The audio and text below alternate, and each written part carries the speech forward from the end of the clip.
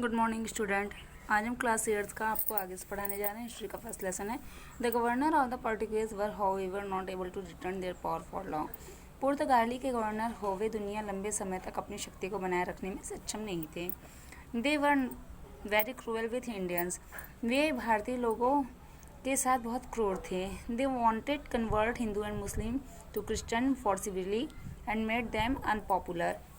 वे चाहते थे कि हिंदू और मुस्लिमों को ईसाई धर्म में जबरन ट्रांसफ़र कर दिया जाए, धर्मांतरित कर दिया जाए और उन्हें अलोकप्रिय बनाया जाए।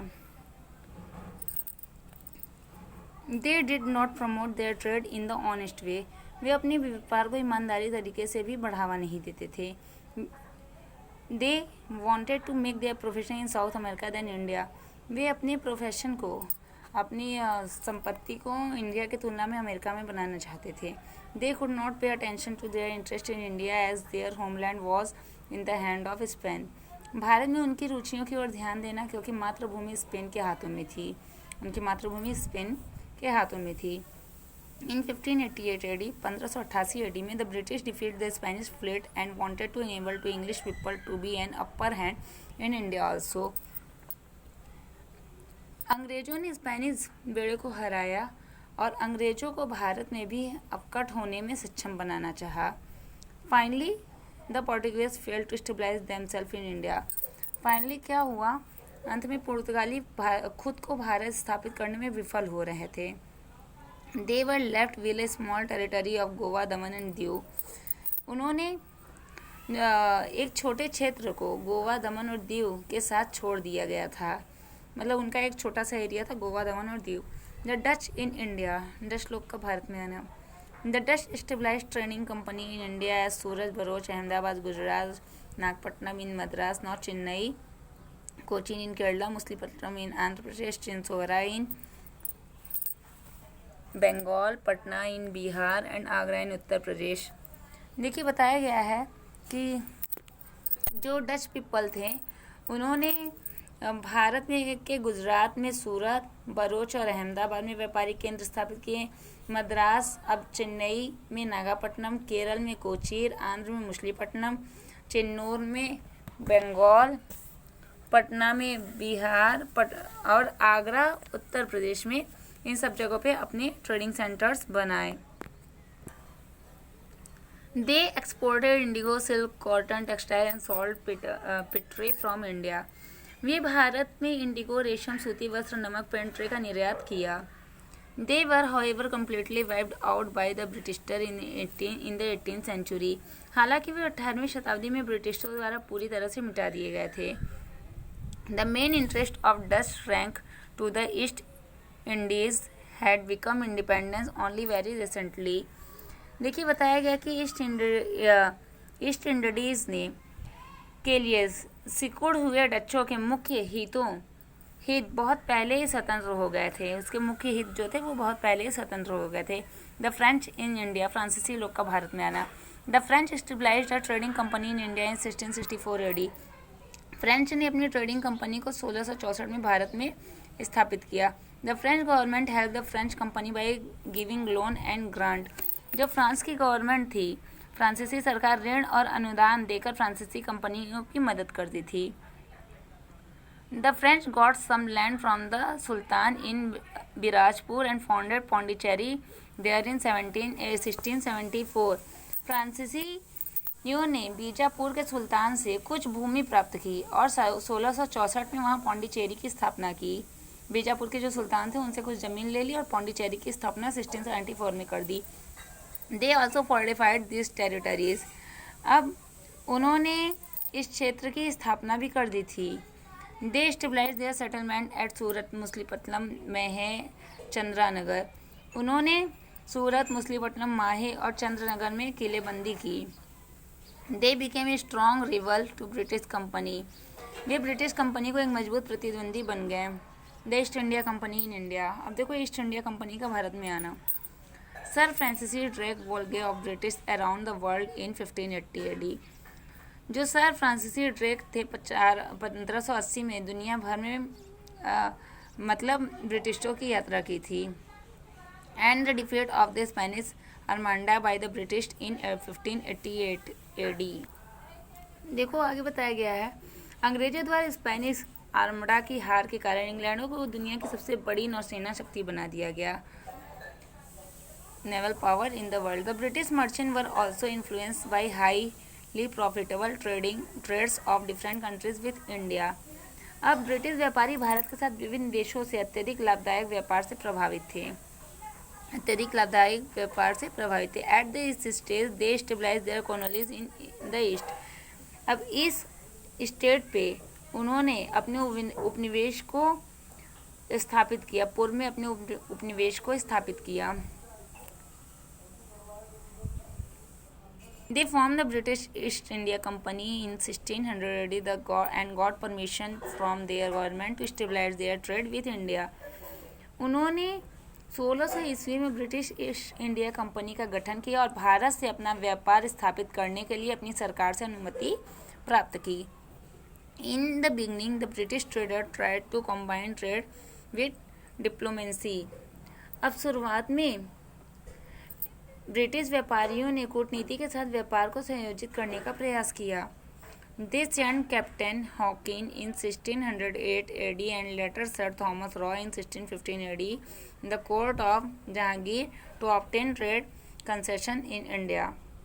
1608 एडी में कप्तान हॉकिंस और बाद में 1615 में सर थॉमस रो को भारत में व्यापार रियायतें प्राप्त करने के लिए जहांगीर के दरबार में उन्होंने भेजा।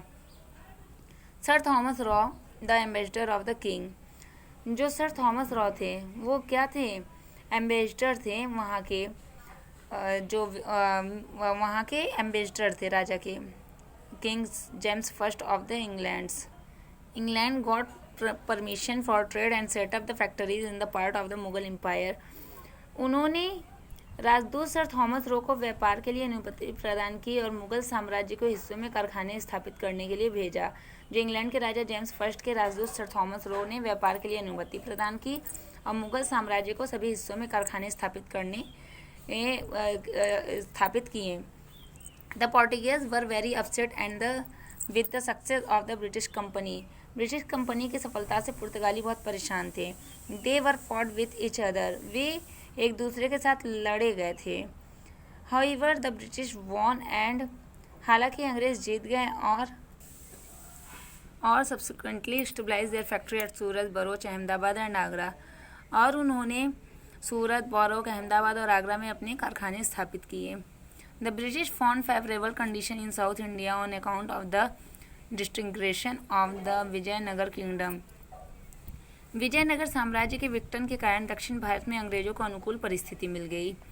दे stabilise their first factory at Masulipatnam in 1611 AD, but they soon shift the centre to Madras, Chennai in 1639 AD।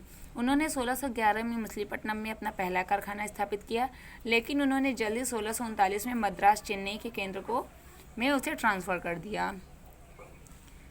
आगे फिर आपका है, Madras at that time was a small fishing village from a local raja and built its first fort at Madras and name its Fort Saint George.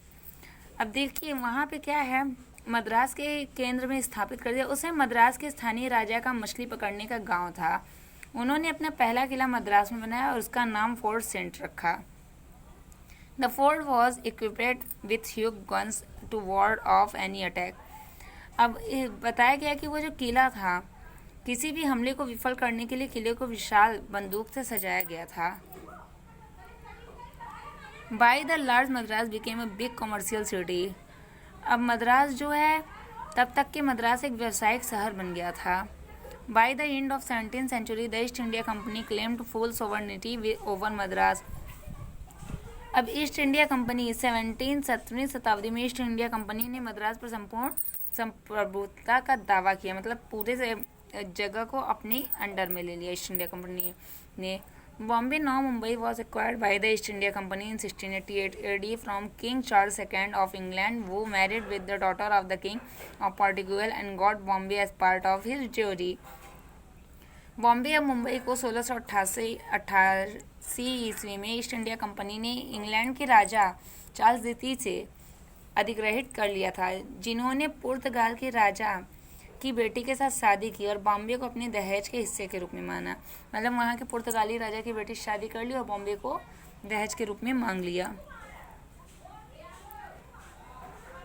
The East India Company later King Charles second gave Bombay to East India company.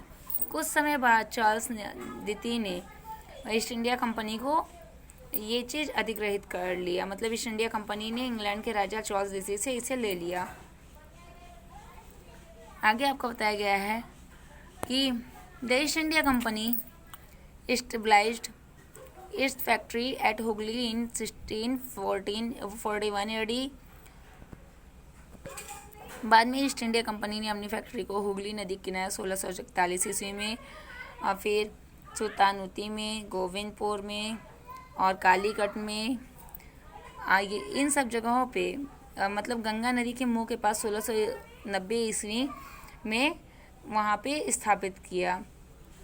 आगे है with the passing of time, समय बीतता गया, a big town grew up around this village which was known at the Calcutta later Kolkata. धीरे धीरे समय बीतता गया और एक बड़ा शहर बन गया जिसे बाद में कलकत्ता अब कोलकाता के नाम से जाना जाता है। The East India Company carried it trading activities peaceful at Calcutta for a number of year. East India Company ने कई वर्षों तक शांतिपूर्वक कलकत्ता में अपनी व्यावसायिक गतिविधियों को अंजाम दिया। It paid rent to the nawab of Bengal for Calcutta and the nawab of Karnataka for Madras. वे कलकत्ता के लिए बंगाल के नवाब को किराया दिया और कर्नाटक के लिए मद्रास के नवाब को किराया दिया था। एंग्लो फ्रेंच वॉर, अब एंग्लो फ्रेंच का युद्ध। The British East India Company and the French East India Company were fought with each other for the trade revivals. Anglo फ्रांसीसी युद्ध ब्रिटिश ईस्ट इंडिया कंपनी और फ्रेंच ईस्ट इंडिया कंपनी व्यापार प्रतिद्वंदित्व के लिए एक दूसरे के साथ लड़ गए थे। They too interfered in the political affair of India. वे भारत के राजनीतिक मामलों में भी हस्तक्षेप करते थे। The political situation of India was very unstable. जो भारत की राजनीतिक स्थिति थी वो बहुत अस्थिर थी। एट दैट टाइम, उस समय the Marathas, the Nizam of Hyderabad, the nawab of Karnataka and the ruler of Mysore were the four main revival power in South India. उस समय दक्षिण भारत में मराठा, हैदराबाद में निज़ाम, कर्नाटक में नवाब और मैसूर में शासक, चार मुख्य शक्तियाँ थीं। They were interested in the hindering each other power. वे क्या करते थे? एक दूसरे की शक्तियों को बाधित करने में रुचि रखते थे। Due this period the Mughal power, इस अवधि के दौरान मुगल शक्ति जो थी वॉज ऑन डिक्लेन, वो गिरावट पे थी। There was a good chance for the British and the French to strengthen their position. ये अपनी स्थिति को मजबूत करने के लिए ब्रिटिश और फ्रांसीसी के लिए एक अच्छा मौका था। The trade rivalries between the British and French result in this Carnatic War. British और फ्रांसीसी के बीच व्यापार प्रतिद्वंदित्व के परिणाम स्वरूप सभी तीनों कर्नाटक युद्ध हुए। फर्स्ट कर्नाटिक वॉर्स, पहला कर्नाटक युद्ध 1746 से 1748 के बीच में। This war called the Australian war of the succession start in Europe in 1746। इस युद्ध के उत्तराधिकारी का ऑस्ट्रेलियन युद्ध कहा जाता है। यह 1746 में यूरोप में शुरू हुआ था। The British and the French fought against each other in this war.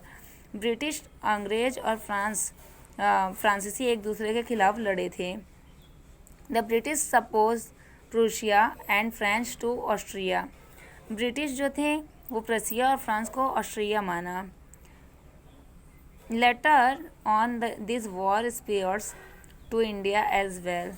बाद में आगे चलकर यह युद्ध भारत में भी फैल गया। Since beginning the French had the upper hand.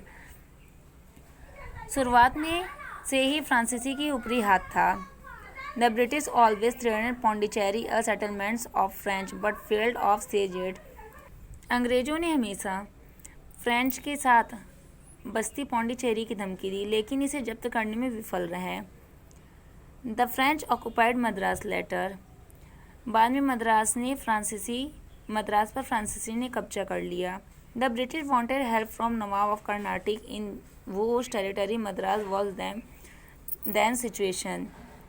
अंग्रेज कर्नाटक के नवाब से मदद चाहते थे जिनके इलाके में मद्रास तब स्थित था।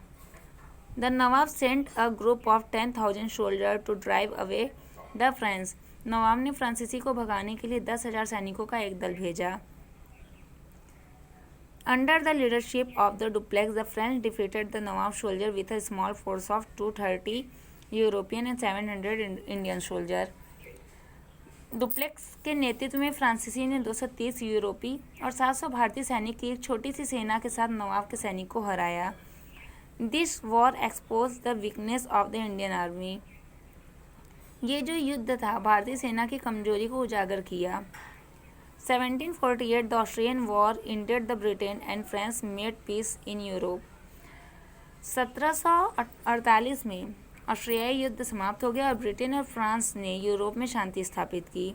The British restored Madras in India. British Madras को इंडिया में रिस्टोर कर दिया।